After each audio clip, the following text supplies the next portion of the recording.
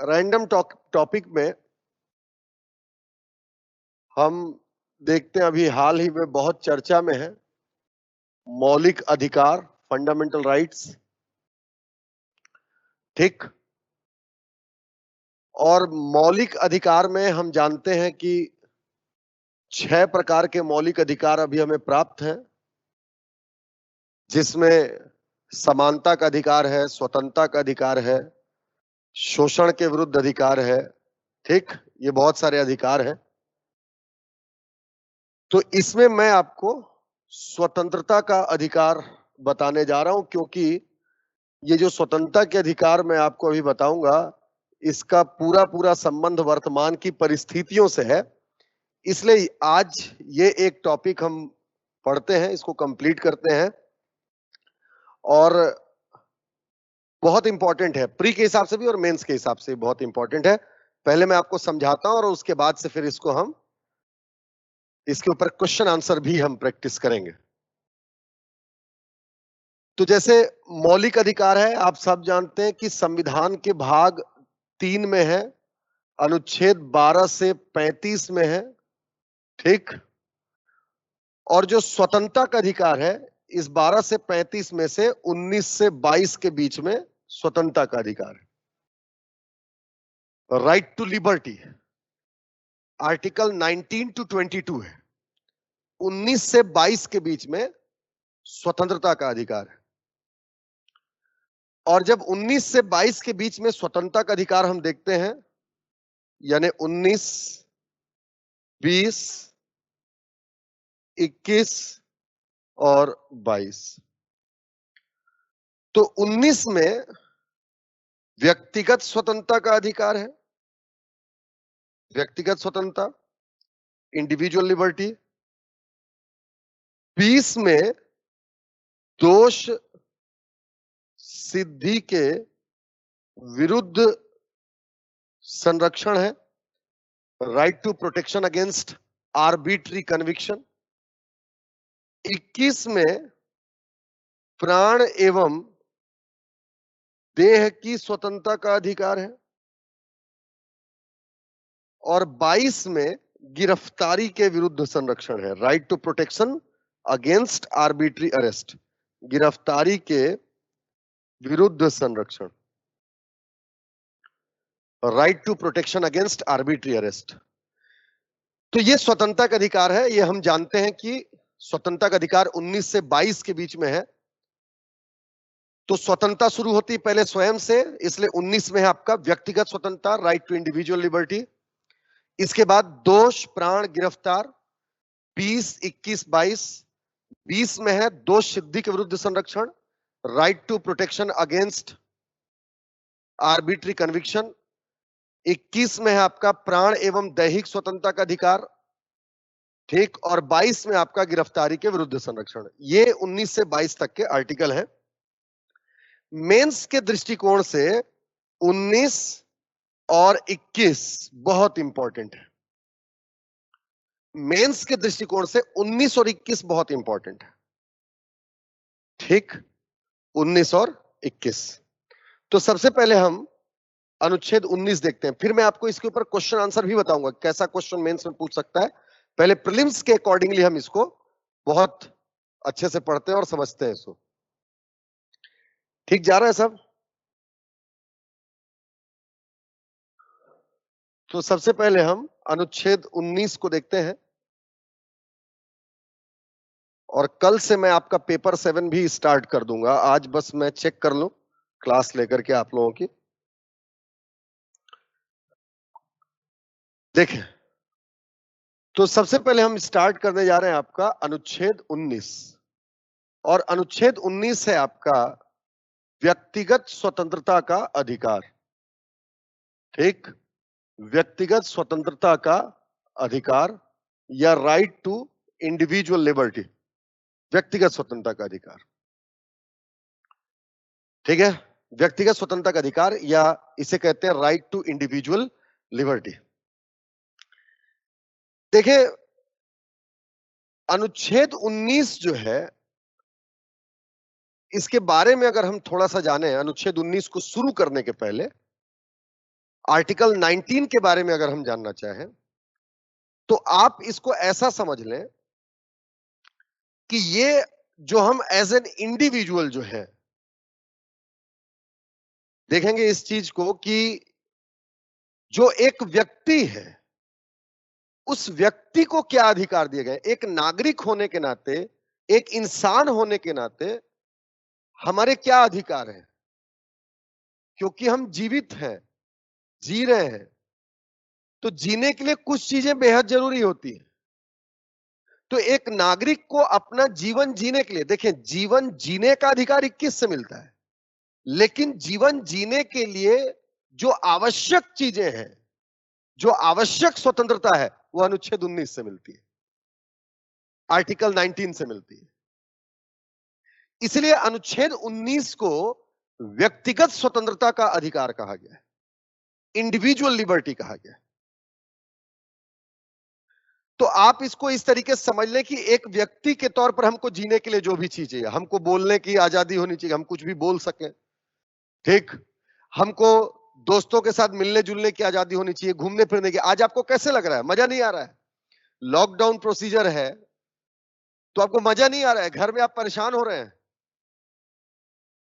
कि यार हम 60 दिन से घर में बैठे हुए हैं, 70 दिन से घर में बैठे हुए हैं, पूरी दुनिया अपने घरों में बैठी हुई है, हमें मजा नहीं आ रहा है, क्योंकि हम इंसान हैं, हम सोच सकते हैं। तो जब हम सोच सकते हैं तो बोल क्यों नहीं पा रहे हैं आज?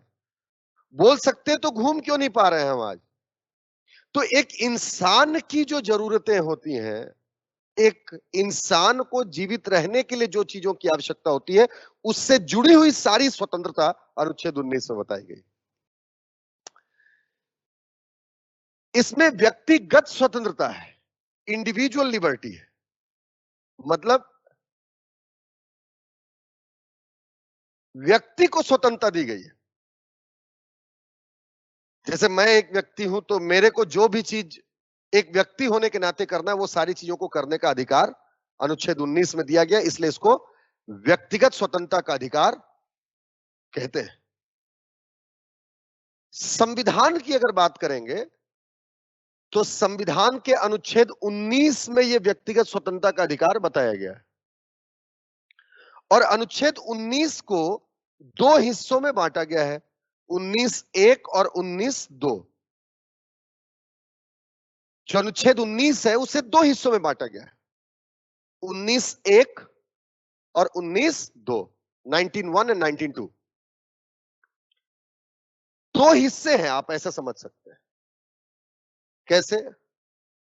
तो अनुच्छेद 19(1) में अधिकारों को बताया गया है, मतलब कौन कौन से व्यक्तिगत स्वतंत्रता के अधिकार होंगे, ये 19(1) में बताया गया। लेकिन उन अधिकारों का प्रयोग हम किस सीमा तक कर सकते हैं, उसकी अपर लिमिट क्या है, मैक्सिमम लिमिट क्या है, और क्या होने पर उन अधिकारों को प्रयोग से हमें रोका जा सकता है। तो देखें कि 19 में अधिकार बताया गया है और 19(2) में यह बताया गया है कि उन पर प्रतिबंध किस आधार पर लगाए जा सकते हैं। ठीक है, प्रतिबंध के आधार बताए गए। इस बात को बहुत अच्छे से समझेंगे। संविधान का अनुच्छेद 19 हमें व्यक्तिगत स्वतंत्रता का अधिकार देता है, तो जब संविधान का अनुच्छेद 19 हमें व्यक्तिगत स्वतंत्रता का अधिकार देता है, तो साथ ही साथ ये भी बताता है कि उन अधिकारों का प्रयोग हम किस सीमा तक कर सकते हैं, और क्या गलतियां हम करेंगे तो उन अधिकारों का प्रयोग करने से रोका भी जा सकता है। इसका मतलब अनुच्छेद 19(2) जो है ये प्रतिबंध के आधार बताता है, मतलब किन आधारों पर आपके व्यक्तिगत स्वतंत्रता के अधिकारों पर प्रतिबंध लगाया जा सकता है या आपको रिस्ट्रिक्ट किया जा सकता है। तो याद रखें, अनुच्छेद 19(2) में प्रतिबंध लगाए जाने के पूरे कारण बताए गए और 19(1) में वे सारे अधिकार बताए गए। सबसे पहले मैं आपको ये बताऊं कि अनुच्छेद 19(1) में जो हमारा मूल संविधान था, मूल संविधान में 7 प्रकार के व्यक्तिगत स्वतंत्रता के अधिकार दिए गए थे। Initially and in the original constitution around 7 fundamental rights, 7 individual rights of liberty has been enshrined to the people of India. Bharat के नागरिकों को 7 अधिकार दिए गए थे मूल संविधान में, ओरिजिनल कॉन्स्टिट्यूशन में। लेकिन वर्तमान में अगर हम देखें, वर्तमान में मतलब आज की डेट में हम देखें तो केवल 6 प्रकार के ही व्यक्तिगत स्वतंत्रता के अधिकार हमें प्राप्त है। मूल संविधान में 7 थे, वर्तमान में केवल 6 प्रकार के व्यक्तिगत स्वतंत्रता के अधिकार ही हमें प्राप्त है। तो आपको मैंने शुरुआत में बताया था कि कभी भी संविधान में अगर कोई भी चीज हटानी हो या जोड़नी हो तो हमको संविधान संशोधन करना पड़ता है। तो पहले 7 थे, 7 से वर्तमान में 6 हो गए हैं, यानी एक अधिकार को हटाया गया है। तो एक अधिकार जो हटाया गया वो था आपका संपत्ति का अधिकार, राइट टू प्रॉपर्टी, है ना, right to liberty of property. संपत्ति की स्वतंत्रता का अधिकार था, अभी डिटेल में आपको इसके बारे में बताऊंगा। और इस अधिकार को 44वें संविधान संशोधन 1978 से समाप्त किया गया, मतलब मौलिक अधिकार की श्रेणी से हटा दिया गया 44वें संविधान संशोधन 1978 से। तो मूल बात याद रखना है कि 19(1) जो है यह बताता है कि हमें कितने प्रकार के व्यक्तिगत स्वतंत्रता का अधिकार प्राप्त है। तो 19(1) में मूल संविधान में 7 प्रकार की व्यक्तिगत स्वतंत्रता का अधिकार प्राप्त है, वर्तमान में 6 प्रकार के व्यक्तिगत स्वतंत्रता का अधिकार प्राप्त है। जो एक व्यक्तिगत स्वतंत्रता का अधिकार हटाया गया है वह है आपका संपत्ति का अधिकार, और संपत्ति के अधिकार को 44वें संविधान संशोधन 1978 से हटाया गया है। ठीक, यह आपका अनुच्छेद 19(1) है। तो अनुच्छेद 19(1) में 7 प्रकार के अधिकार थे। देख,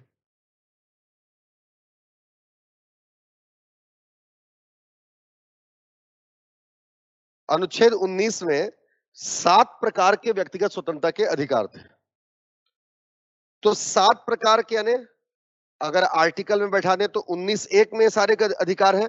तो 19(1)(a), 19(1)(b), 19(1)(c), 19(1)(d), 19(1)(e), 19(1)(f और 19(1)(g। ये 7 प्रकार के व्यक्तिगत स्वतंत्रता के अधिकार 19(1)(a) में बताए गए। ये 7 प्रकार के व्यक्तिगत स्वतंत्रता के अधिकार थे, और A, B, C, D से लेकर के G तक चलेंगे तो 7 प्रकार के व्यक्तिगत स्वतंत्रता के अधिकार हमें पता लग जाएंगे। याद रखिए, जो 7 प्रकार के जो व्यक्तिगत स्वतंत्रता के अधिकार हैं उसको इसी तरीके से याद रखना है, क्योंकि ये आर्टिकल है। तो इसको याद करने का तरीका क्या होगा, 19(1) में है A, B, C, D से लेकर G तक चलेगा, तो 19(1)(a), 19(1)(b), 19(1)(c से लेकर के 19(1)(g तक ये सारे अधिकार हैं। तो व्यक्तिगत स्वतंत्रता के अधिकार की अगर शुरुआत करें तो आप देखें कि जो व्यक्तिगत स्वतंत्रता है शुरू कहां से होती है। भाई, अगर मैं बोलूं कि मैं व्यक्तिगत रूप से स्वतंत्र हूं तो सबसे पहले तो मैं कुछ भी सोचने और बोलने के लिए स्वतंत्र हूं। तो व्यक्तिगत स्वतंत्रता की शुरुआत कहां से होती है, कुछ भी हम सोच सके और कुछ भी बोल सके। तो जब हम कुछ भी सोच सके और कुछ भी बोल सके तो सोचना मतलब वाक या विचार, और बोलना मतलब अभिव्यक्ति। इसलिए सबसे पहली व्यक्तिगत स्वतंत्रता का अधिकार है वाक एवं अभिव्यक्ति की स्वतंत्रता का अधिकार। वाक एवं अभिव्यक्ति की स्वतंत्रता का अधिकार। वाक मतलब विचार, अभिव्यक्ति मतलब बोलना। तो वाक एवं अभिव्यक्ति की स्वतंत्रता का अधिकार, freedom of thought and its expression, freedom of thought and its expression. तो 19(1)(a) में जो सबसे पहली व्यक्तिगत स्वतंत्रता है वो है आपका freedom of thought and its expression. हम कुछ भी सोचने, कुछ भी बोलने के लिए स्वतंत्र हो, इसलिए वाक एवं अभिव्यक्ति की स्वतंत्रता। हम बोलेंगे कहां पर, तो याद रखें कि हम कहां पर बोलेंगे, अकेले में तो बोलेंगे नहीं, हालांकि ऐसी परिस्थिति आ गई कि आज अकेले में ही बोलना पड़ रहा है। तो बोलने के लिए हमेशा लोगों का समूह सामने होना चाहिए। तो हम हमेशा कहां बोलेंगे, लोगों के भीड़ में, है ना, सम्मेलन में। इसीलिए सभा एवं सम्मेलन का अधिकार, ठीक है, शांतिपूर्ण सभा एवं सम्मेलन का अधिकार, मतलब शांतिपूर्ण तरीके से सभा एवं सम्मेलन को आयोजित किया जा सकता है, ठीक है। राइट टू असेंबली, ठीक है ना, राइट टू पीसफुल असेंबली बोलेंगे उसको, शांतिपूर्ण सम्मेलन का अधिकार। तो व्यक्ति की स्वतंत्रता शुरू होती है कुछ भी सोचने से, तो वाक्य एवं व्यक्ति की स्वतंत्रता, अभिव्यक्ति कहां करेगा, सभा में, इसलिए सभा या सम्मेलन का अधिकार। और जब सभा में बोल लिए, तो जब सभा में बोलेंगे तो क्या बनेगा, आपका ग्रुप बनेगा, लोग आपकी बातों से प्रभावित होंगे। तो जब सभा में बोलेंगे, लोग आपसे प्रभावित होंगे, तो लोग आपसे दोस्ती करना चाहेंगे, और जब लोग आपसे दोस्ती करेंगे तो आपका एक समूह बनेगा। उसी समूह को संविधान की भाषा में क्या बोलते हैं, आपका संघ बोलते हैं। तो इस तरीके से 19(1)(c) संघ बनाने का अधिकार, ठीक है, 19(1)(c) संघ बनाने का अधिकार, राइट टू मेक यूनियन, ठीक, 19(1)(c) संघ बनाने का अधिकार। तो संघ भी बन गया। व्यक्तिगत स्वतंत्रता शुरू होती है कहां से, कुछ भी सोचने और बोलने से। तो पहला विचार में व्यक्तिगत स्वतंत्रता, freedom of thought and its expression. अभिव्यक्ति कहां पर करेंगे, आपका लोगों के समूह में, सम्मेलन में, इसलिए शांतिपूर्ण सम्मेलन की स्वतंत्रता, ठीक है, right to invite peaceful assembly. जब सम्मेलन में बोलेंगे तो लोग हमसे जुड़ेंगे, दोस्ती बढ़ेगी, ठीक है, तो इसी को क्या बोलेंगे, आपका राइट टू मेक यूनियन, यानी समूह बनेगा आपका, इसलिए राइट टू मेक यूनियन। अब जब संघ बन गया तो घूमने जा सकते हैं, इसलिए घूमने की स्वतंत्रता, ठीक है, निर्बाध भ्रमण करने की स्वतंत्रता, right to free travelling across India, निर्बाध रूप से भ्रमण करने की स्वतंत्रता, 19(1)(d), ठीक है। कहीं घूमने गए तो वहां पर निवास भी कर सकते हैं, इसलिए निवास की स्वतंत्रता, राइट टू रिसाइड, कहीं पर भी हम क्या कर सकते हैं, निवास भी कर सकते हैं, राइट टू रिसाइड। जहां पर निवास किए, रहने लगे, वहां पर अगर मन किया तो वहां संपत्ति भी खरीद सकते हैं। तो ये 6वां अधिकार था, संपत्ति खरीदने, बेचने एवं अधिग्रहण की स्वतंत्रता।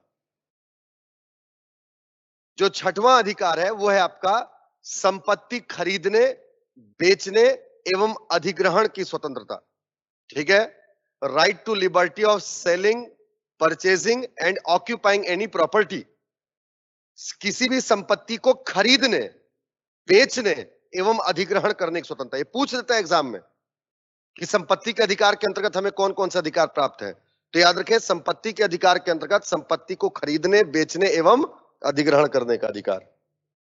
और जब संपत्ति खरीद लिए, पैसा खर्चा हो गया, तो फिर पैसा कमाना पड़ेगा, उसके लिए क्या करेंगे, व्यवसाय।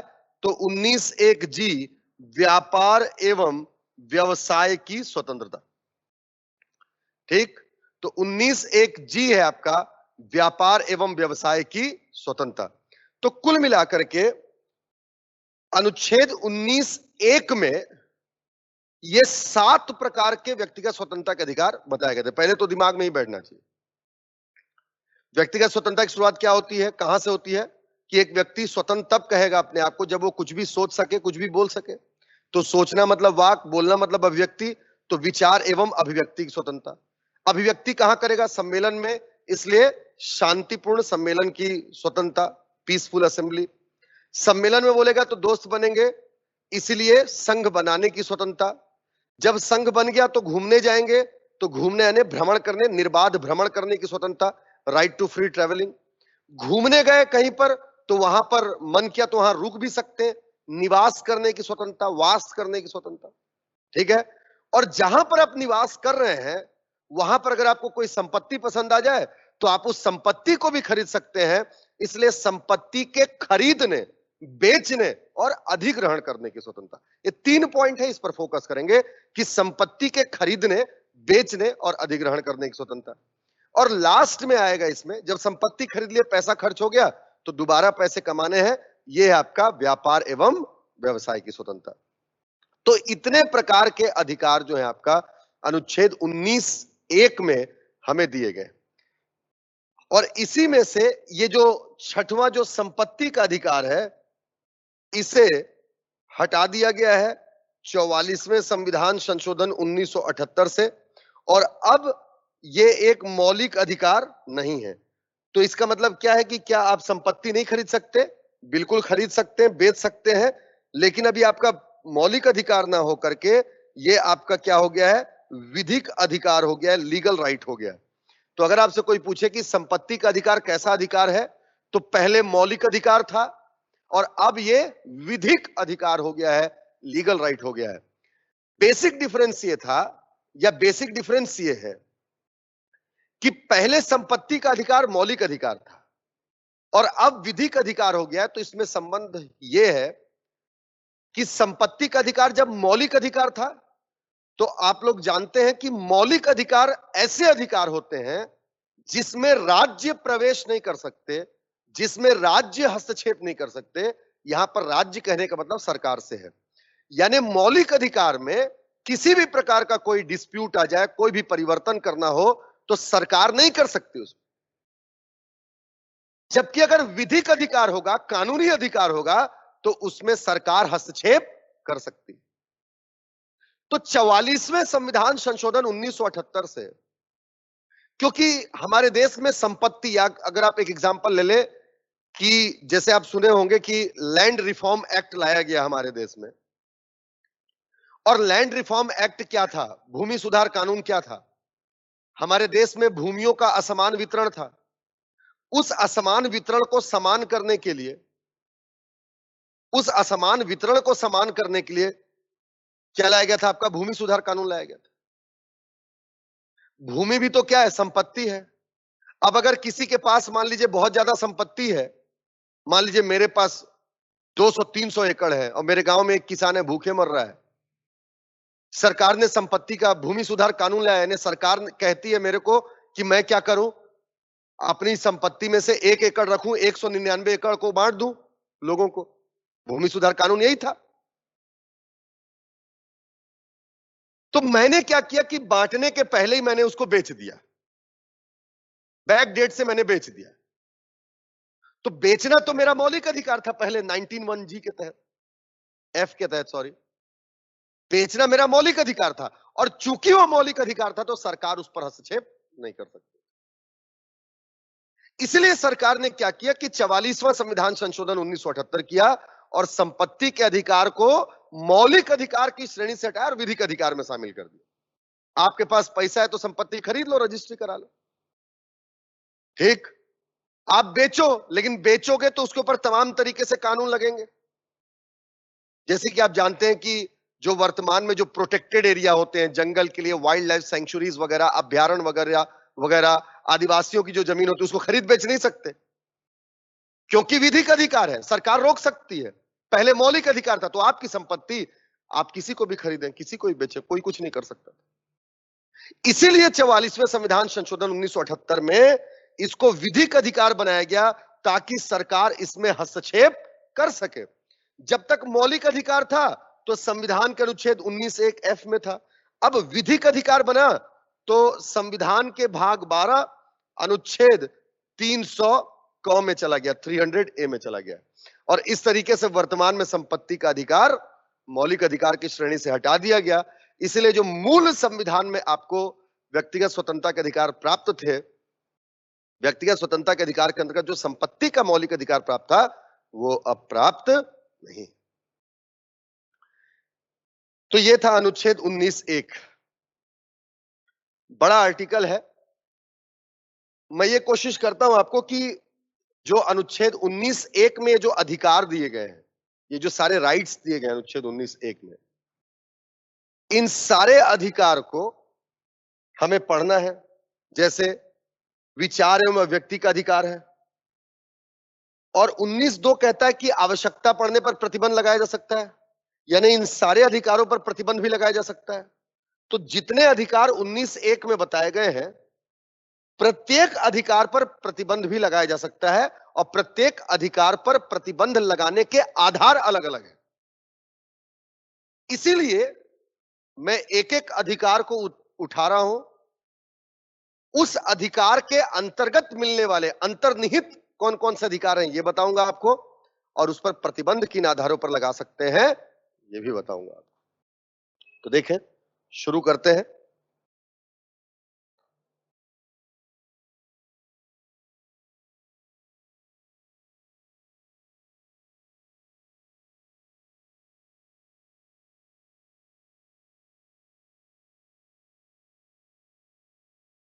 देखें,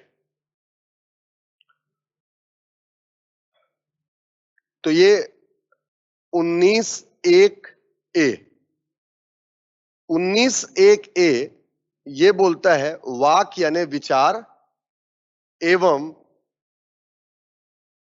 अभिव्यक्ति की स्वतंत्रता। ठीक, अभिव्यक्ति की स्वतंत्रता, विचार एवं अभिव्यक्ति की स्वतंत्रता, freedom of thought and its expression. ये पहला अधिकार है। इसमें दो हिस्सों में बांट करके मैं आपको इसको बताने जा रहा हूं। एक, इसके अंतर्गत कौन कौन से अधिकार हमको मिलते हैं, यानी ये जो अनुच्छेद 19(1)(a) है, इसमें जो अंतर्निहित अधिकार है वो कौन कौन से हैं, है ना? What are the inherent rights of this article, अंतर्निहित अधिकार कौन कौन से हैं। और दूसरा मैं इसमें बताऊंगा कि इन अधिकारों पर प्रतिबंध के आधार क्या होंगे, या कब प्रतिबंध लगाया जा सकता है, यह बताने जा रहा हूं। ठीक है, इन अधिकारों पर प्रतिबंध कब लगाया जा सकता है यह बता रहा हूं।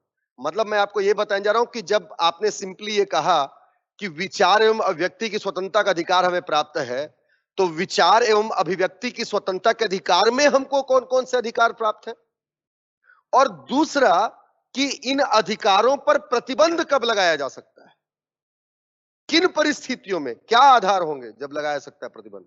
एग्जाम में सीधा आपसे पूछ सकता है कि व्यक्तिगत निम्न में से कौन सा अधिकार हमें व्यक्तिगत वाक एवं अभिव्यक्ति की स्वतंत्रता के अधिकार के अंतर्गत प्राप्त होता है। प्रीलिम्स का क्वेश्चन है। इसी को अगर मेंस में ट्विस्ट करेंगे तो प्रश्न पूछ सकता है कि विचार एवं अभिव्यक्ति की स्वतंत्रता के अंतर्गत मिलने वाले अधिकारों का वर्णन करें। ठीक है, मतलब उन अधिकारों को लिखें। या एक प्रश्न यह भी पूछ सकता है कि व्यक्तिगत स्वतंत्रता के अधिकार निर्बाध नहीं है या आत्यांतिक नहीं है, कथन का परीक्षण करें।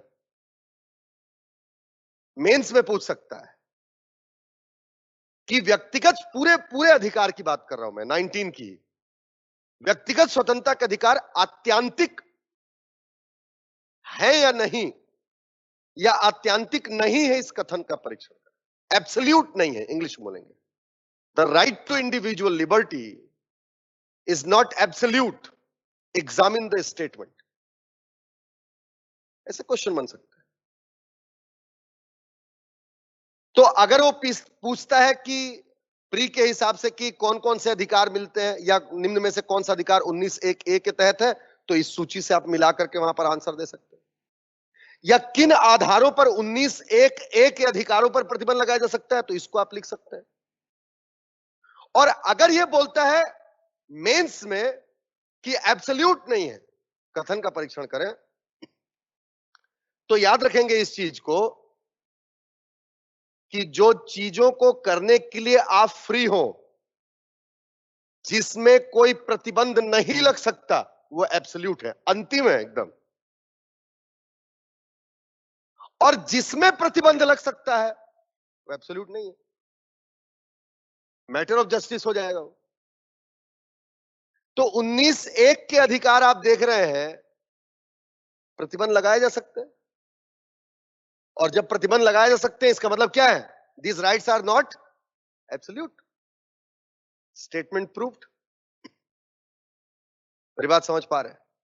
तो ये इस तरीके से आपका दोनों पक्ष को कवर करेगा, वही बताने की आपको कोशिश कर रहा हूं और याद भी करना है।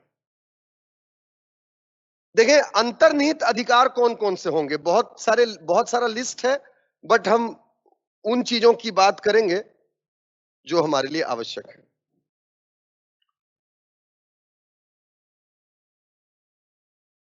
आप एक बात समझें कि अनुच्छेद 19(1) ए में विचार एवं अभिव्यक्ति की स्वतंत्रता दी गई। मतलब इसके अंतर्गत हम हमारे विचारों क्या कर सकते हैं? अभिव्यक्त कर सकते हैं। तो अभिव्यक्त करने के जो माध्यम होंगे, अगर हम विचार को अभिव्यक्त करने के लिए स्वतंत्र हैं, तो माध्यम भी स्वतंत्र होंगे जिनके माध्यम से हम अभिव्यक्त कर सकते हैं। तो हम किस माध्यम से अभिव्यक्त कर सकते हैं? मीडिया या प्रेस के माध्यम से। तो मीडिया या प्रेस की स्वतंत्रता इसी अनुच्छेद 19(1) ए से निकल करके आती है। ठीक है, फ्रीडम ऑफ प्रेस और लिबर्टी ऑफ मीडिया, ये 19(1) ए से ही मिलेगा। अच्छा, हम अभिव्यक्त करना चाहते हैं, अपनी बातों को लोगों तक पहुंचाना चाहते हैं। तो जब लोगों तक पहुंचाना चाहते हैं, यानी हम अपनी बातों को प्रसारित करना चाहते हैं, तो यहीं से मिलता है हमको प्रसारण का अधिकार, ब्रॉडकास्टिंग राइट्स। ठीक है, प्रसारण का अधिकार भी कहां से मिलेगा? यहीं से मिलेगा। हम अभिव्यक्त करना चाहते हैं, हम बोलना चाहते हैं, तो अभिव्यक्ति में हम अपनी पसंद और नापसंद दोनों जाहिर कर सकते हैं। तो पसंद जाहिर किए कि किसको पसंद करते हैं, किसको नहीं, वो वाला पसंद नहीं है जो आप सोच रहे होगे। ये है आपका राइट टू वोट। आप जिसको पसंद करते हैं उसे वोट डालते हैं, चुन लेते हैं, तो राइट टू वोट भी यहीं से मिलेगा। और जिसे आप पसंद नहीं करते उसे रिजेक्ट भी कर देते हैं, इसलिए राइट टू रिजेक्ट भी यहीं से मिलेगा। ध्यान दें, राइट टू रिजेक्ट माननीय सुप्रीम कोर्ट ने वर्ष 2013 में दिया, और 2013 में राइट टू रिजेक्ट के अंतर्गत ही नोटा नाम का एक नया विकल्प ईवीएम मशीन में दे दिया गया है। NOTA, none of the above. NOTA नाम का एक नया विकल्प जो है आपका ईवीएम मशीन में दे दिया गया, नन ऑफ दी अबव। अगर आपको पसंद है तो आप चुन लें, और अगर आपको पसंद नहीं है तो रिजेक्ट कर दें। और ये नोटा विकल्प दिया गया है, तब से काफी चर्चा में है।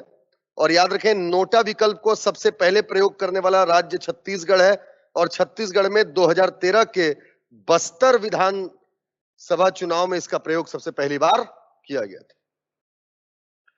ये राइट टू रिजेक्ट है। अच्छा, 19(1) के अंतर्गत हमें बोलने की आजादी है, अभिव्यक्ति की स्वतंत्रता है।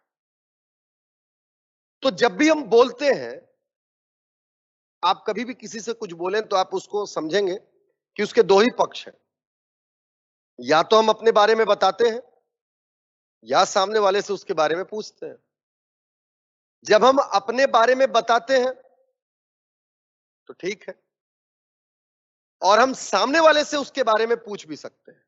जब हम सामने वाले से उसके बारे में पूछते हैं, मतलब उसकी जानकारी लेते हैं, इसलिए यहीं से हमें आरटीआई, राइट टू इंफॉर्मेशन का अधिकार भी यहीं से प्राप्त होता है। तो राइट टू इंफॉर्मेशन भी यहीं से प्राप्त। बात समझ पा रहे हैं? इसके अलावा यहीं से आपको राइट टू इंफॉर्मेशन मिलेगा। आप अभिव्यक्त करने के लिए स्वतंत्र हैं। तो आप अपना प्रेम भी अभिव्यक्त कर सकते हैं। वो वाला प्रेम नहीं, प्रेम मतलब देश प्रेम की बात कर रहे हैं। तो आप अपना देश प्रेम भी अभिव्यक्त कर सकते हैं। ठीक, तो देश प्रेम अभिव्यक्त करने के लिए क्या करेंगे? राष्ट्रगान, राष्ट्रगीत गाएंगे। Right to rhyming the national song and national anthem, और राष्ट्र ध्वज फहराएंगे। ठीक है, right to unfurl the national flag, ये सारे अधिकार आपको कहां से मिलते हैं? अनुच्छेद 19 एक ए से मिलते हैं अधिकार। एक बात समझेंगे, ये अनुच्छेद 19 एक ए से मिलने वाले ये सारे अधिकार हैं। ये आपके व्यक्तिगत स्वतंत्रता का अधिकार है और आवश्यकता पड़ने पर इन पर रोक भी लगाई जा सकती है। जो भी मौलिक अधिकार आपको दिए गए वो मौलिक अधिकार एब्सोल्यूट नहीं है। साफ लिखा हुआ है कॉन्स्टिट्यूशन में that the fundamental rights are not absolute, है ना। Appropriate restriction can be imposed of, आवश्यक कारण होने पर आपके मौलिक अधिकारों को प्रतिबंधित किया सकता है। तो विचार एवं अभिव्यक्ति के अंतर्गत इतने सारे अधिकार हैं। मीडिया का अधिकार है, प्रसारण का अधिकार है, राइट टू वोट है, राइट टू रिजेक्ट है, आरटीआई है, राष्ट्रगान, राष्ट्रगीत, ये सब गाने का अधिकार है। लेकिन इन सब पर सरकार आपके ऊपर प्रतिबंध लगा सकती है। और प्रतिबंध कब लगाएगी? आधार क्या होगा? तो आधार बताया गया है यहां, याद रखें, अनुच्छेद 19 एक ए, ये जो अधिकार है 19 एक ए के, इन पर प्रतिबंध 7 आधारों पर लगाया जा सकता है। ठीक है ना, 7 आधारों पर प्रतिबंध लगाया सकता है। तो 7 आधार को याद करने के लिए आप ऐसा याद रखें, 5 स और 2 अ, ऐसा 5 स 2 अ, 7 हो जाएंगे। 5 स 2 अ, तो 5 स मतलब देखें,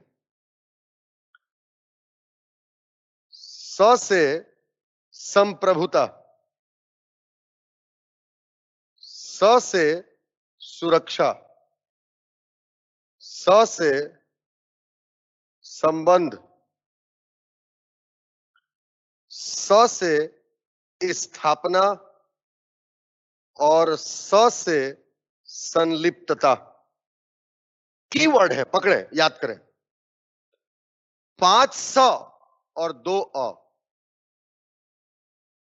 स से संप्रभुता, सोवरेनिटी, स से सुरक्षा, सिक्योरिटी, स से संबंध, स से स्थापना, एस्टैब्लिशमेंट, और स से संलिप्तता, इंडल्ज। ये आपका 5 स, याद करेंगे इसको, एग्जाम में पूछता है। संप्रभुता, सुरक्षा, संबंध। देखो, संप्रभुता को सुरक्षित रखने के लिए संबंधों की स्थापना करनी पड़ेगी और उन संबंधों में संलिप्त होना पड़ेगा।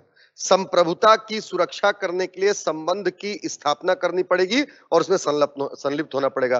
तो संप्रभुता की सुरक्षा करने के लिए, मतलब संप्रभुता की सुरक्षा स्थापना करने के लिए क्या करनी पड़ेगी? संबंध की स्थापना करनी पड़ेगी। तो संबंध, स्थापना, संलिप्तता, ये 5 आधार हैं जब प्रतिबंध लगा सकते हैं। और 2 अ है, 2 अ। 2 अ क्या है? एक आपका आदेश और एक आपका अवमानना। आदेश और अवमानना।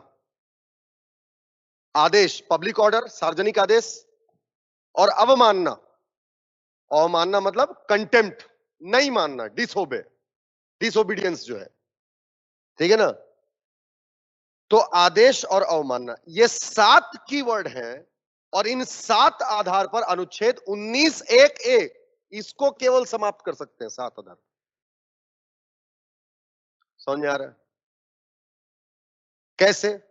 मान लीजिए आपको बोलने की स्वतंत्रता है, मीडिया या प्रेस की आजादी है, आप मीडिया के मेंबर हैं और आप ऐसा लिखना चालू कर दिए जिससे देश की संप्रभुता को आघात पहुंच रहा है, देश की सुरक्षा, आपने कोई ऐसी जानकारी रिवील कर दी जिससे देश की सुरक्षा खतरे में पड़ जाए। संबंध मतलब विदेशों के साथ संबंध, आपने कुछ ऐसा चीज लीक कर दिया जिससे भारत के विदेशों के साथ संबंध खराब हो जाए। स्थापना, मैत्री की स्थापना, मतलब मैत्री की स्थापना को क्या पड़े, आघात पहुंचे, मतलब आप मित्र देश रूठ जाए इस तरीके से। और संलिप्तता, अपराध में अगर आप संलिप्त हैं, अपराधी अगर आप हैं, इंडल्ज इन क्राइम, अगर आप अपराधी हैं, संलिप्त हैं, तो आपको ये अधिकार नहीं है। अगर आप संलिप्त हैं तो आप ये नहीं बोल सकते कि मेरे को वोट डालने दो, आप ये नहीं बोल सकते कि मेरे को प्रेस चलाना है अपना, आप कुछ भी नहीं बोल सकते। प्रसारण का अधिकार है, इस तरीके से आप कुछ नहीं बोल सकते। तो कुल मिलाकर के ये सारे अधिकार। इसके बाद आदेश, आदेश यहां पर है सार्वजनिक आदेश, सरकारी आदेश। सरकार ने कह दिया कि आपको ये काम नहीं करना है, आपको कुछ नहीं बोलना है, अभी कुछ दिनों तक प्रेस बंद रहेगा, और फिर भी आप बोलो नहीं तो मेरी स्वतंत्रता है, तो फिर सरकार प्रतिबंधित कर देगी। तो आदेश का उल्लंघन नहीं होना चाहिए। और अवमानना मतलब न्यायालय की अवमानना नहीं होनी चाहिए। अगर कोर्ट ने कोई आदेश दिया है तो उसको मानना पड़ेगा। आप वहां पर ये नहीं बोल सकते कि मैं कोर्ट का ये आदेश नहीं मानूंगा क्योंकि मुझे व्यक्तिगत स्वतंत्रता का अधिकार प्राप्त है। तो ये अनुच्छेद 19(1)(a) विचार एवं अभिव्यक्ति स्वतंत्रता थे। इसके बाद आगे चलते हैं।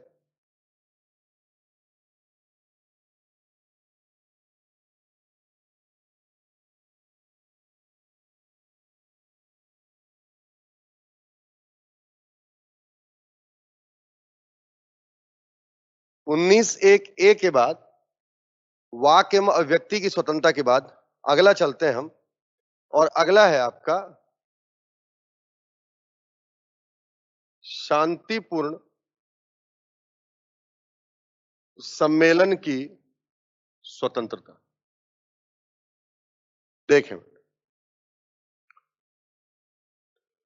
Right to invite peaceful assembly, शांतिपूर्ण सम्मेलन की स्वतंत्रता। मतलब 19(1)(b) जो है ये क्या है? 19(1)(b) से आपको अधिकार क्या मिलते हैं? मतलब इसमें अंतर्निहित अधिकार कौन कौन से हैं ये देख लें। और इसमें प्रतिबंध किन आधारों पर लगा सकते हैं, मतलब कब इसे प्रतिबंधित किया जा सकता है, इसे आप देख लें, प्रतिबंध के आधार क्या हो। आप यहां पर देख रहे हैं कि शांतिपूर्ण सम्मेलन, शांतिपूर्ण सम्मेलन का अधिकार दिया गया। सम्मेलन मतलब समूह को कहते हैं, हुजूम को कहते हैं। तो यहां से अधिकार मिलता है कि सार्वजनिक, शब्द पर ध्यान देंगे, सार्वजनिक स्थलों पर एकत्र होने का अधिकार। बहुत इंपॉर्टेंट बात समझे। 19(1)(b) right to liberty of inviting peaceful assembly. शांतिपूर्ण सम्मेलन का, सम्मेलन का मतलब क्या होता है? बहुत सारे लोग जब इकट्ठे हैं, सम्मेलन है। शांतिपूर्ण सम्मेलन का अधिकार, सम्मेलन मतलब बहुत सारा लोग। तो याद रखें कि यहां से सार्वजनिक स्थल पर, पब्लिक प्रीमाइसेस पर एक साथ इकट्ठा होने का अधिकार मिलता है ना। You get right to gathering at public premises from article 19(1)(b). अच्छा, एक बात और सुनो बेटा, ध्यान सुनेंगे इस बात को।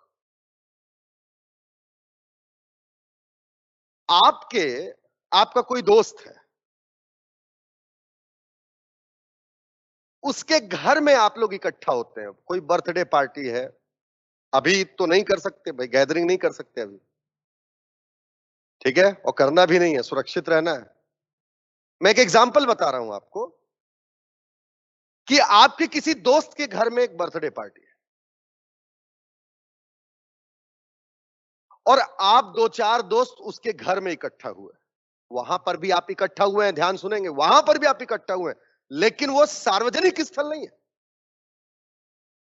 वो आपके दोस्त के घर का निजी स्थान है, प्राइवेट प्रॉपर्टी है, प्राइवेट प्रीमाइसेस है। और आप चाय पीने के लिए, मॉर्निंग वॉक के लिए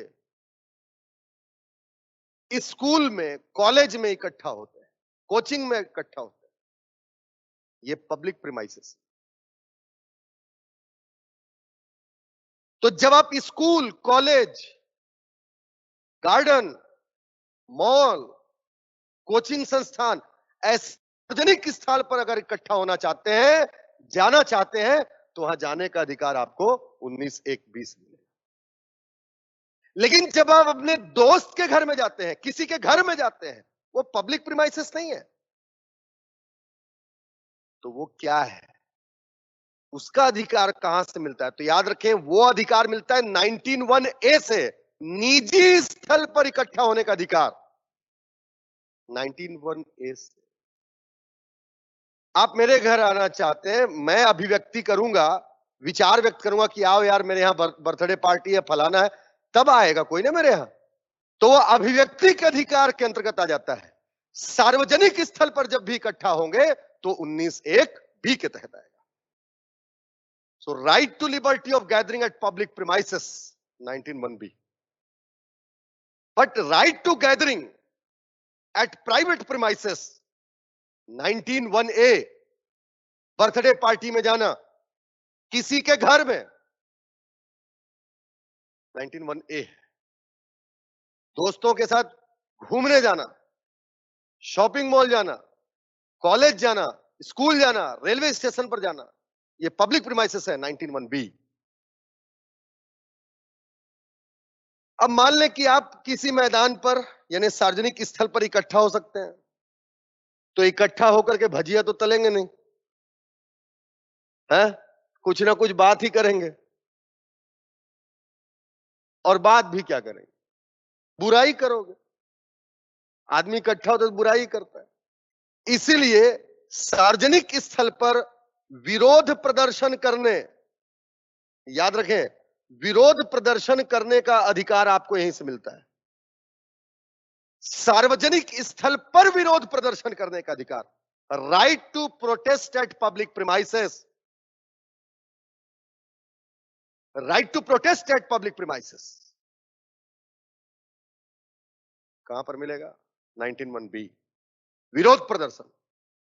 आप देखते होंगे कि दिल्ली के रामलीला मैदान में 10 लोग धरने में बैठे हुए हैं, अन्ना जी का आंदोलन चल रहा था, तो मैदान पर बैठकर क्या ये सरकार के खिलाफ क्या किया जा रहा है? विरोध प्रदर्शन किया जा रहा है। ये सब 19(1)(b) से। सो राइट टू प्रोटेस्ट, बट इसमें एक बात याद रखेंगे कि विरोध प्रदर्शन करने का अधिकार प्राप्त है, हड़ताल का नहीं, हड़ताल का नहीं, याद रखेंगे। राइट टू प्रोटेस्ट मिलता है। प्रोटेस्ट कहने का मतलब आप सरकार की आलोचना कर सकते हैं, नारेबाजी कर सकते हैं। हड़ताल का मतलब होता है तालाबंदी, शट करना, बंद कर देना, ये नहीं कर सकते आप। राइट टू स्ट्राइक नहीं है, राइट टू पीसफुल प्रोटेस्ट, शांतिपूर्ण धरना प्रदर्शन करने का ये अधिकार मिलते हैं 19(1)(b) से। आप मेरी बात समझ पा रहे होंगे। इसी पकड़े ये वाला सार्वजनिक स्थलों पर एकत्रित होने का अधिकार। अब इस पर प्रतिबंध कब लग सकता है? तो प्रतिबंध इधर है, 19(2) से ले रहे हैं अपन प्रतिबंध। तो याद रखें कि जैसे 19(1)(a) का अधिकार था, उस पर हम 7 प्रकार से या 7 आधारों पर प्रतिबंध लगा सक रहे थे, यहां पर हम 3 आधार पर प्रतिबंध लगा सकते हैं। जो शांतिपूर्ण सम्मेलन का अधिकार है, उस पर 3 आधारों से या 3 आधार पर प्रतिबंध लगाया जा सकता है। और वो 3 आधार कौन कौन से?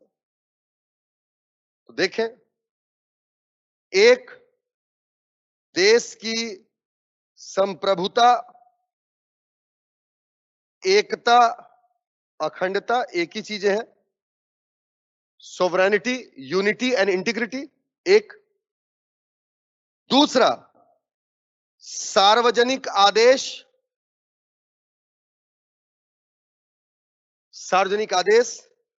और तीसरा, यातायात नियंत्रण, बहुत इंपॉर्टेंट, ट्रैफिक कंट्रोल।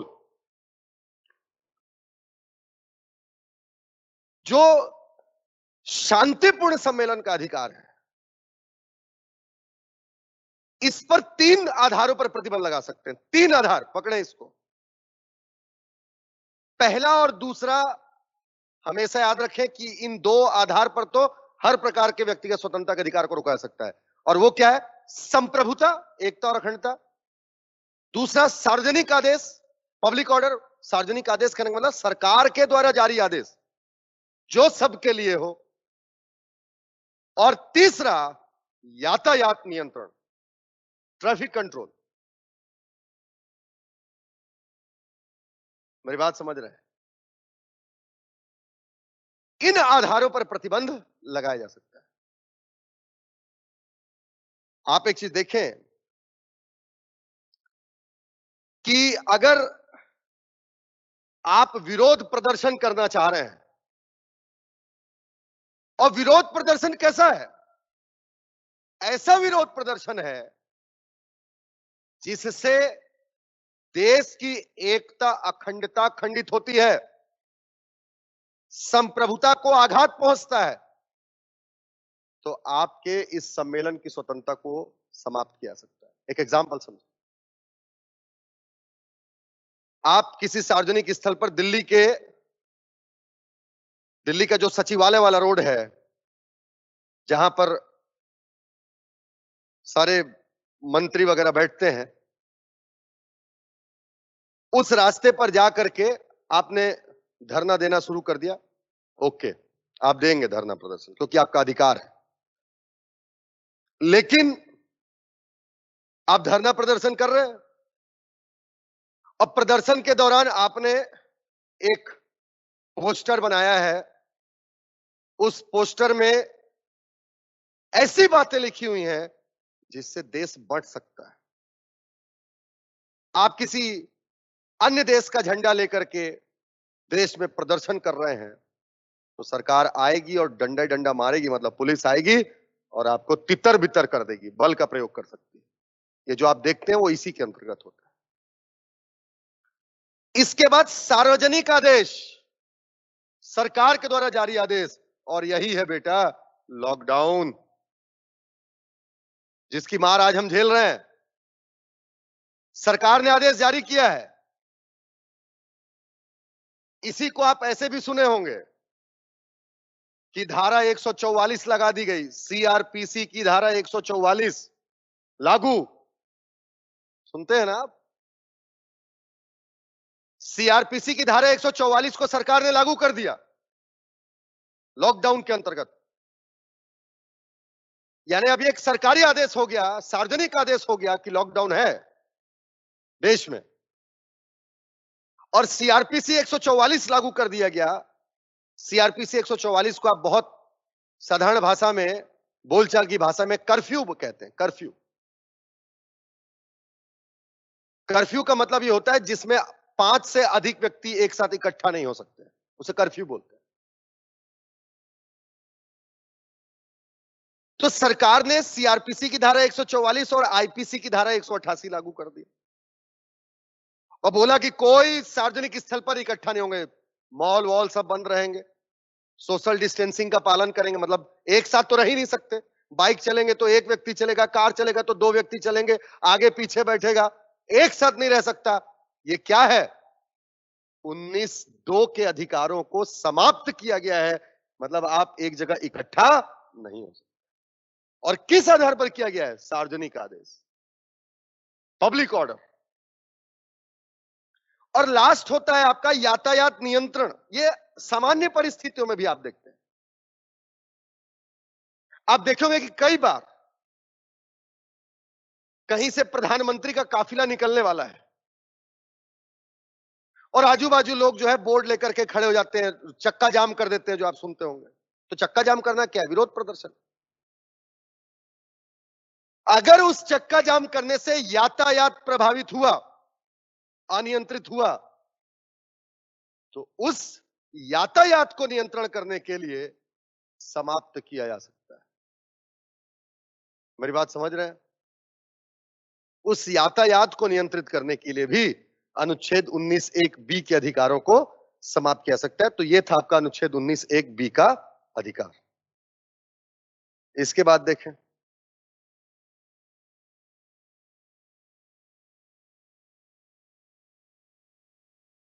उन्नीस एक बी के बाद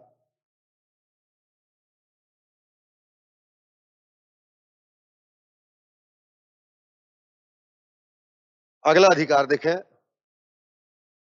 19(1)(c)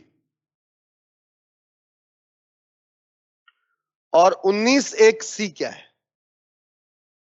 हमने याद किया था संघ बनाने की स्वतंत्रता, ठीक है। तो इसके अंतर्गत हमको कौन कौन से अधिकार मिलते हैं, मतलब जो अंतर निहित इनहेरेंट राइट्स हैं वो कौन कौन से हैं, और दूसरा प्रतिबंध के आधार क्या होंगे, मतलब इस पर प्रतिबंध किन आधारों पर लगाया जा सकता है, इसको भी देख लें। तो जो अधिकार है 19(1)(c) में वो है संघ बनाने का अधिकार। तो इसके अंतर्गत कौन कौन से अधिकार मिलते हैं? देखें, किसी भी प्रकार की सभा बनाने का अधिकार, राजनैतिक दल बनाने का अधिकार, right to constitute political parties, right to constitute any organization, सभा कहने का मतलब यहां पर। तीसरा, सहकारी समितियां जो होती हैं, तो याद रखें कि अनुच्छेद 19(1)(c) के अंतर्गत किसी भी प्रकार का संगठन, ऑर्गेनाइजेशन, किसी भी प्रकार के राजनीतिक दल, पॉलिटिकल पार्टीज, और कोऑपरेटिव कमिटीज, सहकारी समिति बनाने का अधिकार हमें मिलता है। और याद रखें कि इसके अंतर्गत केवल इनको बनाने नहीं, बनाने एवं चलाने यानी संचालन का अधिकार मिलता है। किसी भी प्रकार का कंपनी बने, फर्म बने, उद्योग जो बनते हैं आपका, सभा बने, राजनीतिक दल बने, सहकारी समिति बने, ये सारी चीजों का आप अपनी कंपनी शुरू करते हैं तो आपको कंपनी बनाने का अधिकार यहीं से मिलता है। आप अपना फर्म शुरू करते हैं तो फर्म बनाने का अधिकार कहां से मिलेगा? यहीं से मिलेगा। आप अपना एक राजनीतिक दल बनाना चाहते हैं तो राजनीतिक दल बनाने का अधिकार कहां से मिलेगा? यहीं से मिलेगा। आप अपनी सहकारी समिति चलाना चाहते हैं, यहीं से बनेगा, यहीं से चलेगा। जैसे आपका ये कोचिंग पटेल ट्यूटोरियल्स एक फर्म है, तो इस फर्म को बनाने का अधिकार हमको कहां से मिला? 19(1)(c) से। बनाने के साथ साथ हम इसे चला भी रहे हैं, तो बनाने और चलाने दोनों का अधिकार कहां से मिला? 19(1)(c) से। अब इन पर प्रतिबंध कब लगाया जा सकता है? तो वही 3 आधार। तो 3 में 2 तो आप एकदम याद कर लें। एक आपका संप्रभुता, एकता, अखंडता, और दूसरा सार्वजनिक आदेश, पब्लिक ऑर्डर। 19(1)(c) पावर देता है कि हम कोई भी राजनीतिक दल बना सकते हैं, संघ बना सकते हैं, फर्म बना सकते हैं, कंपनी बना सकते हैं और उसको चला सकते हैं। और इस पर प्रतिबंध 3 आधारों पर लगाया जा सकता है। 3 आधारों पर प्रतिबंध लगा सकते हैं, और वो 3 आधार में 2 तो आप हमेशा याद रखें। अगर कोई ऐसा फर्म बनता है जो देश की एकता, अखंडता और संप्रभुता के खिलाफ है, तो उस पर प्रतिबंध लग सकता है। जैसे जो आतंकवादी संगठन होते हैं, जैसे सिमी, आप जैसे जैश ए मोहम्मद, ये सब जो संगठन के नाम सुनते हैं, इन पर प्रतिबंधित संगठन है, इसी आधार पर लगता है। दूसरा सार्वजनिक आदेश, फिर से वही बात आपको मैं बता रहा हूं। लॉकडाउन देखें, लॉकडाउन में शॉपिंग मॉल नहीं खुल सकते, आपकी कोचिंग नहीं खुल पा रही है, आप लोग यहां आकर नहीं पढ़ पा रहे हैं, मतलब फर्म जो है, तो प्रतिबंध लगा है कि हम क्या नहीं कर सकते, अभी सम्मेलन नहीं कर सकते, इस तरीके का फर्म और अभी चालू नहीं हो सकता, तो सार्वजनिक आदेश का उल्लंघन करने पर भी समाप्त किया जा सकता है। तो आज आप सुनते होंगे कि सरकार ने आदेश जारी किया है कि शाम 7 से सुबह 7 तक बंद रहेगा। आप कई बार पेपर में, न्यूज़पेपर में सुनते होंगे कि कई दुकान उसके बाद भी खुले रहते हैं और सरकार की तरफ से लोग जाते हैं और कार्रवाई करते हैं, 3 दिन के लिए लाइसेंस कैंसिल कर देते हैं, या लाइसेंस ही कैंसिल कर देंगे, जुर्माना ठोक देंगे। ये सब है, यही है। सार्वजनिक आदेश का उल्लंघन। और तीसरा सबसे महत्वपूर्ण बात, नैतिकता। इस बात को याद रखेंगे, मोरल वैल्यूज। कोई भी कंपनी है, कोई भी फर्म है, कोई भी राजनीतिक दल है, अगर वो नैतिकता का उल्लंघन करती है, नैतिकता मतलब जैसे एक दुकान है,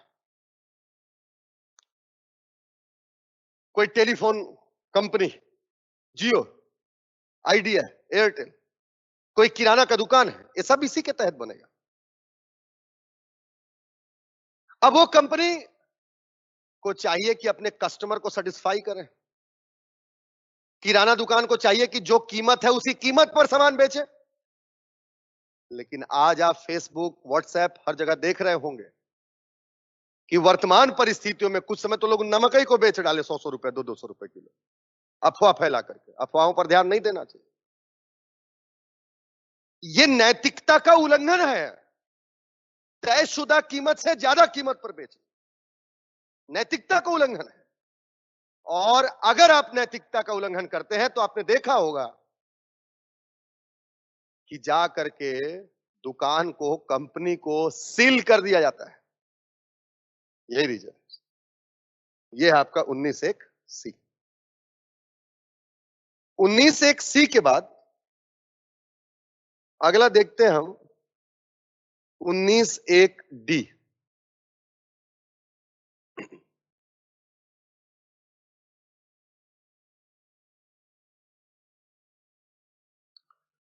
19(1)(d) देखें। 19(1)(d) क्या है? निर्बाध भ्रमण करने का अधिकार, राइट टू फ्री ट्रैवलिंग।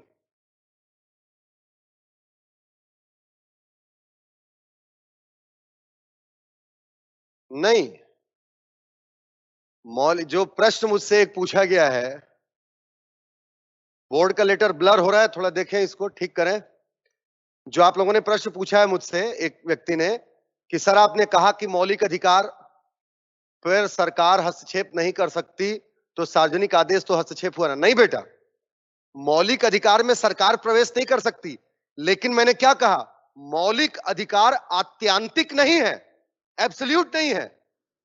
आवश्यकता पड़ने पर रोका जा सकता है, वो पावर दिया गया है। और यही बताया जा रहा है कि ये आवश्यकता है, ये परिस्थितियां हैं जब आपके मौलिक अधिकार को सस्पेंड कर सकती है। पावर दिया गया है यहां पर, कुछ विशेष अनावश्यक नहीं कि सामान्य परिस्थिति है तो भी सरकार बोल दे रही कि नहीं ये दुकान नहीं खुलेगा, कोचिंग नहीं खुलेगा, लोग एक जगह इकट्ठा नहीं होंगे, ऐसा नहीं। रीजनेबल रिस्ट्रिक्शन की बात कही गई है मौलिक अधिकार में, तो वो उल्लंघन नहीं है उसका। रीजनेबल रिस्ट्रिक्शन कर सकती है, ठीक है। बात को समझेंगे, मौलिक अधिकार क्या है? मौलिक अधिकार में सरकार रीजनेबल रिस्ट्रिक्शन कर सकती है, आवश्यक प्रतिबंध लगा सकती है, आर्बिट्री रिस्ट्रिक्शन नहीं कर सकती, मनमाने प्रतिबंध नहीं लगा सकती कि आज बोले कि आज मेरी सरकार बदली है तो आज कोई दुकान नहीं खुलेगा। मनमाने नहीं कर सकती, मनमानी पर रोक लगा। उसी तरीके से देखें, निर्बाध भ्रमण करने का अधिकार, right to free travelling. Board मेरे ख्याल से नहीं दिख रहा है क्या बच्चों को? हाँ, ठीक।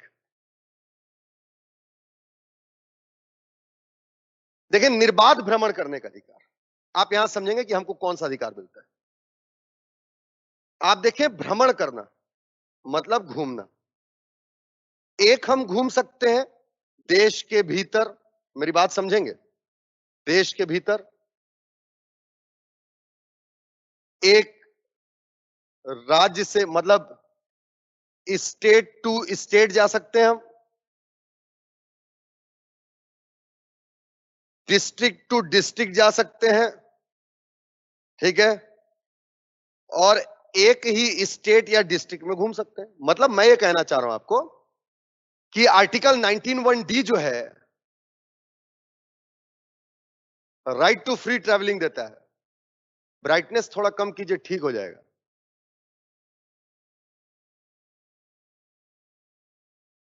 तो निर्बाध भ्रमण करने का अधिकार देता है।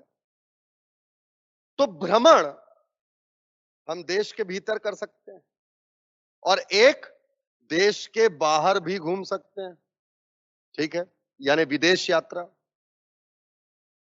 तो याद रखेंगे कि 19(1)(d जो है हमें भ्रमण करने का अधिकार देता है, और भ्रमण करने का अधिकार मतलब घूमने का अधिकार। तो हम अपने देश के भीतर एक राज्य से दूसरे राज्य जा सकते हैं, एक जिला से दूसरा जिला जा सकते हैं, एक शहर से दूसरा शहर जा सकते हैं, कहीं भी जा सकते हैं, और एक हम देश के बाहर यानी विदेश यात्रा पर भी जा सकते हैं। तो याद रखेंगे कि अनुच्छेद 19(1)(d घूमने का अधिकार देता है, और घूम हम देश के भीतर और देश के बाहर सकते हैं। तो 19(1)(d हमें देश के भीतर भ्रमण करने का अधिकार देता है, विदेश भ्रमण करने का अधिकार नहीं देता। 19(1)(d जो है हमें देश के भीतर भ्रमण करने का अधिकार देता है, विदेश भ्रमण करने का अधिकार नहीं। विदेश भ्रमण करने का अधिकार हमको संविधान के अनुच्छेद 21 से मिलेगा, यानी एक राज्य से दूसरे राज्य जाना, अंतरराज्यीय आवागमन, इंटर स्टेट मूवमेंट, एक शहर से दूसरे शहर जाना या एक जिले से दूसरे जिले जाना, इंटर डिस्ट्रिक्ट मूवमेंट। ये सब कहां से होता है आपका? अनुच्छेद 19(1)(d। तो आपको स्वतंत्रता है, आप घूम सकते हैं, लेकिन अगर आवश्यकता पड़े तो सरकार आपके देश के भीतर घूमने पर रोक लगा सकती है, रीजनेबल रिस्ट्रिक्शन लगा सकती है। और यहां पर प्रतिबंध के दो आधार होंगे, इस बात को समझिए। यहां पर प्रतिबंध लगाने के दो आधार होंगे। एक, आम जनता या मानव हित, इन पब्लिक इंटरेस्ट, और दूसरा जनजातियों के संस्कृति के संरक्षण। देखें, आप देश के भीतर कहीं भी घूम सकते हैं, और देश के भीतर जब आप कहीं भी घूम सकते हैं तो उसके ऊपर प्रतिबंध लगाया जा सकता है। और उसके ऊपर प्रतिबंध कैसे लगेगा, किन आधारों पर लगेगा? दो चीजें, एक मानव हित या आम जनता के हित, और दूसरा जनजातियों के संरक्षण के लिए, जनजातियों के संस्कृति के संरक्षण। आप एक बात देखें, आज आपको एक राज्य से दूसरे, आप छत्तीसगढ़ से दूसरे राज्य जाना चाहते हैं, नहीं जा सकते, प्रतिबंधित है, या परमिशन लेना पड़ेगा, जबकि आपका अधिकार है, मौलिक अधिकार, निर्बाध आप जा सकते थे। लेकिन मानव हित में, आम जनता के हित में रोका गया है, नहीं तो इससे कोरोना, कोविड-19 जो है स्प्रेड हो सकता है, फैल सकता है, तो आम जनता के हित में रोक दिया गया है। समझ पा रहे हैं ना? और जनजातियों के संरक्षण के लिए भी इसको रोका जाता है। आप एक बात समझें, जो हमारे नॉर्थ ईस्ट के राज्य हैं, एक आध दिन में एक लंबा चर्चा इस पर करूंगा, जो हमारे पूर्वोत्तर भारत के राज्य हैं, उन राज्यों में आप निर्बाध भ्रमण नहीं कर सकते। जैसा मन है वैसा भ्रमण नहीं कर सकते, जैसे बाकी राज्यों में जा, सामान्य परिस्थितियों में भी, आज तो नहीं जा सकते, सामान्य परिस्थितियों में नहीं जा सकते। क्यों? क्योंकि वहां पर जनजातियां रहती हैं, उनकी एक विशिष्ट संस्कृति है। मेरी बात को ध्यान से सुनेंगे। हम इंडिया को इंटीग्रेट रखना चाहते हैं, एसिमिलेट नहीं करना चाहते। इंटीग्रेशन एंड एसिमिलेशन, एसिमिलेट करना। We want to integrate India but not assimilation.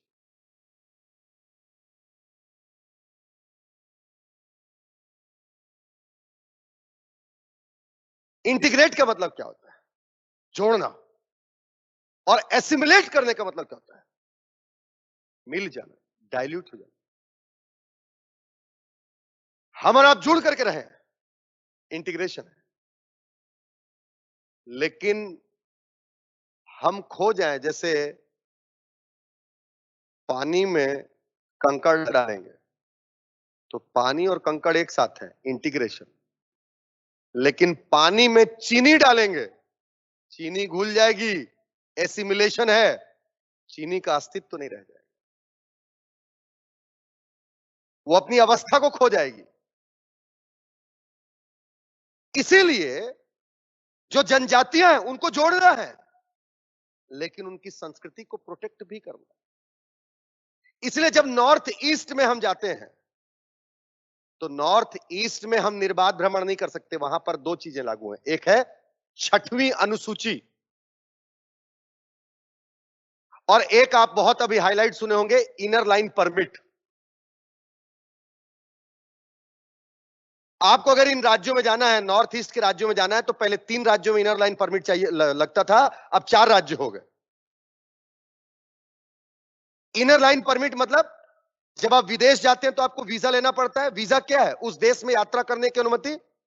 उसी तरीके से अगर आप नॉर्थ ईस्ट के राज्यों में जाना चाहते हैं तो आपको इनर लाइन परमिट लेना पड़ेगा, मतलब वहां पर यात्रा की अनुमति लेनी पड़ेगी, निर्बाध भ्रमण नहीं कर सकते। और ऐसा इसलिए है क्योंकि वहां पर जनजातियां हैं, ट्राइब्स रहते हैं और उनका एक यूनिक कल्चर है। उस यूनिक कल्चर को प्रोटेक्ट करने के लिए यह व्यवस्था की गई। तो 19(1)D इन 2 आधारों पर प्रतिबंधित किया जा सकता है। तो यह था निर्बाध भ्रमण करने का अधिकार। भ्रमण करने के बाद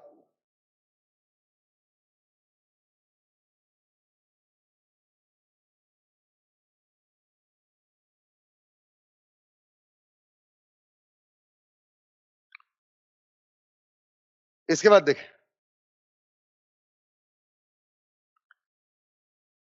ये आपका 19(1)D था। 19(1)D के बाद 19(1)E, और 19(1)E था निवास करने की स्वतंत्रता या निवास करने का अधिकार, राइट टू रिसाइड।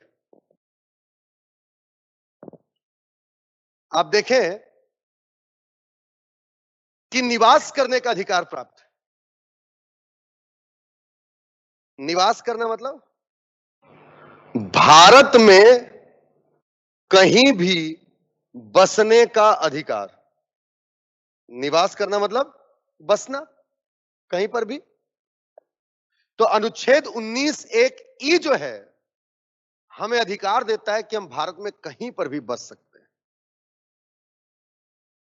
कहीं पर भी रह सकते हैं। बहुत सारे लोग होंगे जो छत्तीसगढ़ के मूल नहीं होंगे, माता पिता नौकरी करने के लिए आए, दादा दादी नौकरी करने के लिए आए, यहीं बस गए। तो आप भारत के किसी भी जगह पर बस सकते हैं, भारत में कहीं पर भी बसने का अधिकार आपको मिलता है। लेकिन एक बात याद रखें कि जो बसना होता है, जो निवास होता है, वो 2 प्रकार का होता है। एक होता है आपका स्थायी निवास, है ना, परमानेंट रेसिडेंस, और एक होता है आपका अस्थाई निवास। कहीं पर आप जाते हैं और आप सोचते हैं कि वहीं के होकर रह जाएं, परमानेंटली आप बसना चाहते हैं, या कहीं पर आप जाते हैं और कुछ समय के लिए वहां पर रहना चाहते हैं, तो स्थायी या अस्थायी निवास। याद रखें, अनुच्छेद 19(1)D से आपको बसने का अधिकार मिलता है, और आप स्थायी और अस्थायी दोनों तरीके से भारत में कहीं पर भी बस सकते हैं। स्थायी और अस्थायी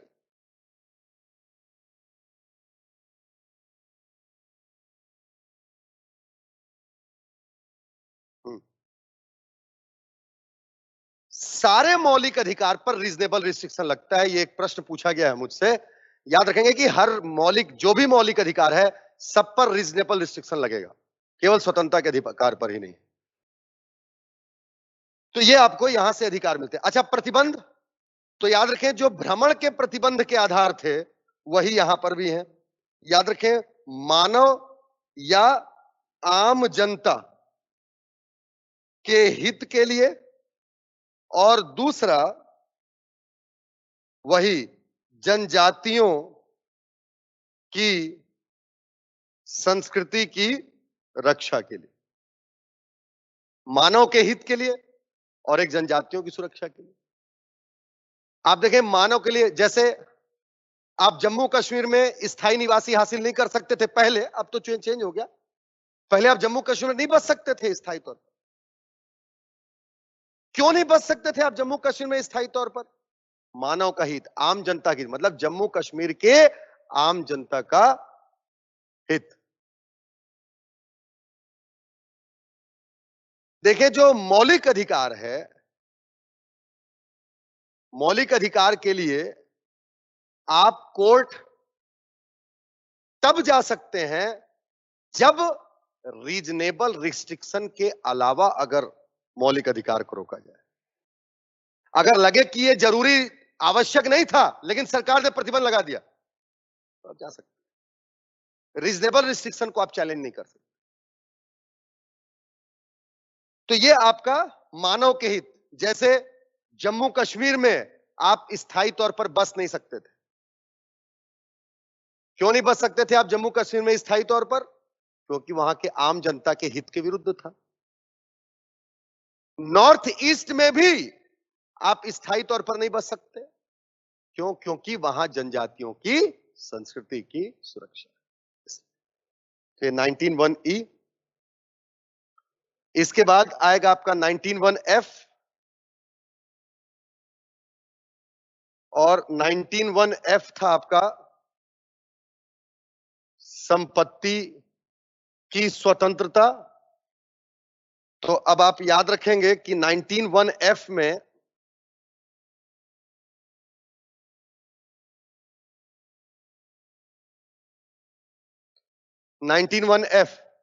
इसको 44वें संविधान संशोधन 1978 से समाप्त कर दिया गया है ना? और इसके अंतर्गत संपत्ति के 3 चीजों की स्वतंत्रता थी।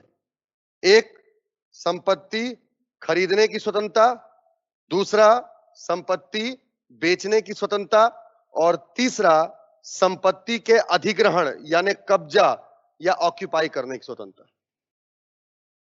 तो ये 3 स्वतंत्रता के अधिकार 19(1)(f). इसके बाद लास्ट है आपका 19(1)(g) और मैंने आपको बताया कि व्यापार एवं व्यवसाय की स्वतंत्रता है ना, right to business and occupation. आप किसी प्रकार का व्यापार एवं व्यवसाय कर सकते हैं, ठीक है ना? तो इसके तहत अंतर्निहित अधिकार क्या है? देखिए, व्यापार और व्यवसाय जब हम बोल रहे हैं, अंतर्निहित मतलब आप व्यापार कर सकते हैं, व्यापार का मतलब बिजनेस हो गया, और व्यवसाय का मतलब हो गया आपका जॉब, जो नौकरी आप करेंगे। मतलब मैं ये कह रहा हूं कि आपको व्यापार एवं व्यवसाय की स्वतंत्रता है, मतलब आप अपना व्यापार कर सकते हैं, और व्यवसाय का मतलब आप किस चीज का व्यापार करना चाहते हैं ये भी आप तय करेंगे। आपने तय किया कि भाई मुझे व्यापार करना है, बिजनेस करूंगा, और आपने सोचा कि मैं तो यार पान ठेला खोलूंगा, है ना? भगवान सबका भला करे, शुरुआत अपने से करे, इसलिए पान ठेला। तो आपको व्यापार करने का अधिकार है, खोलो, लेकिन आप व्यापार में पान ठेला खोलेंगे इसका भी अधिकार आपको। और व्यवसाय में आपको लगता नहीं यार मैं पान ठेला वान ठेला नहीं खोलूंगा, मैं सरकारी नौकरी करूंगा, यानी वृत्ति चयन, वृत्ति यानी करियर, ये भी अधिकार आपको कहां से मिलता है? 19(1)(g). अच्छा, इसे प्रतिबंध सेम वही, प्रतिबंध वही है, 3 चीजें। अगर आप संप्रभुता, एकता, अखंडता को नुकसान पहुंचाते हैं, या दूसरी चीज संप्रभुता, एकता, अखंडता के साथ साथ अगर मान लीजिए आप सार्वजनिक आदेश का उल्लंघन करते हैं, मतलब सरकार ने आदेश दिया है, मतलब सरकार ने कह दिया कि ये व्यापार आपको नहीं करना है, तो भी आप व्यापार कर रहे हैं, तो गलत है, ठीक है? और तीसरा, जीवन रक्षक, ठीक है ना? जीवन रक्षक मतलब जिन चीजों से, या जीवन निर्वाह लिख लें, मतलब आप ऐसा व्यापार व्यवसाय कर सकते हैं जिससे जीवन का निर्वाह हो, ऐसा व्यापार व्यवसाय करते हैं जिससे जीवन खतरे में पड़े तो आपके अधिकारों को समाप्त किया जा सकता है। ये है आपका अनुच्छेद 19(1). तो आज इतना देखते हैं, अपना फीडबैक पहुंचाएं मेरे तक, ताकि अगर आज की क्लास सफल है तो मैं फिर आप लोगों की क्लास कल से कंटिन्यू करूं। पटेल ट्यूटोरियल्स के ऐप को आप डाउनलोड कर लें, अपडेट कर लें, और कुछ समय बाद पटेल ट्यूटोरियल्स के ऐप में भी ये क्लास जो है अवेलेबल रहेगी आपके देखने के लिए अगले 24 घंटे तक। सभी लोगों को ये बताएं, पहुंचाएं और इसका फीडबैक दें। ठीक।